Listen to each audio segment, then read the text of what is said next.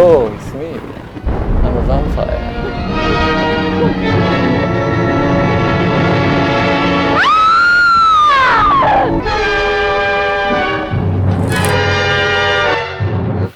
Today we're going to talk about... with the teeth.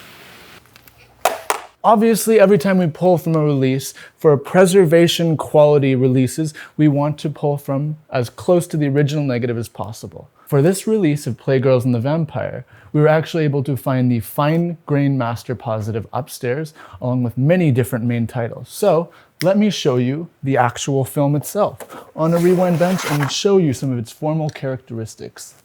Gloves. Always useful when you're touching in a film element which is one generation away from the OCN or the OCN itself.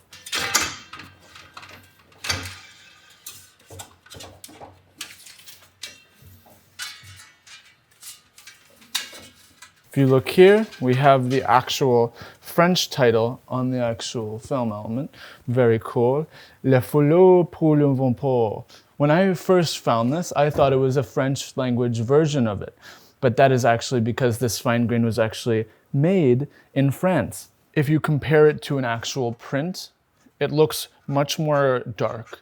There's a lot greater contrast, detail in the contrasty bits. It almost looks sepia toned. And that's because this material used a crazy amount of light to get the maximum amount of information in those shadowy bits. The interesting thing about a fine grain and how you can actually determine it is a fine grain is these perforations are Bell and Howell. Bell and Howell is almost exclusively a preprint element type of perforation.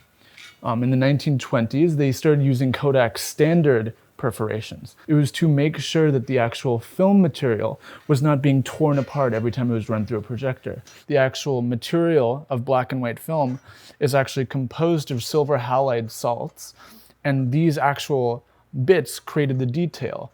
On a larger scale, you have the actual grain, which is also microscopic. You can't see it, but when you actually break it down, the actual thing that we see when viewing are clumps of grains and multiple different pieces of information within that gelatin layer.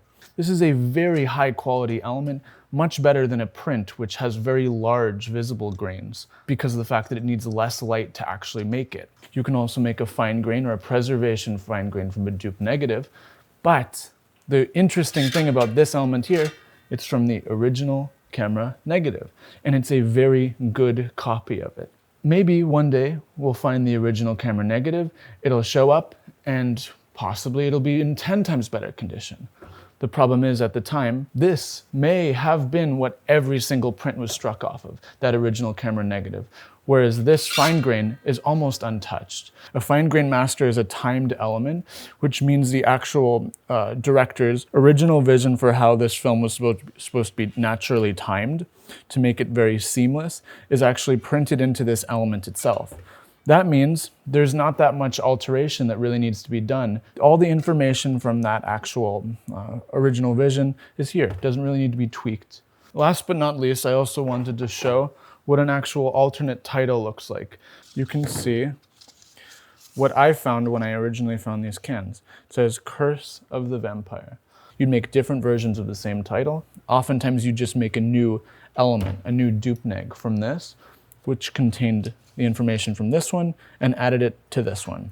Very beautiful title card, and if you look very closely, it's very unscratched. This was found in an actual unprocessed lab collection that I was working through. And luckily, over the course of different palettes, we're able to pull different elements and actually complete it.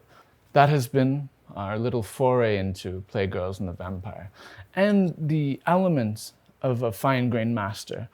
What is a fine grain master? It is these types of things that are going to appear on the screen. Very simple. If you find a fine grain master, this, a second show of graphics, thank you, Benjamin, these are what you're going to look for. Love you.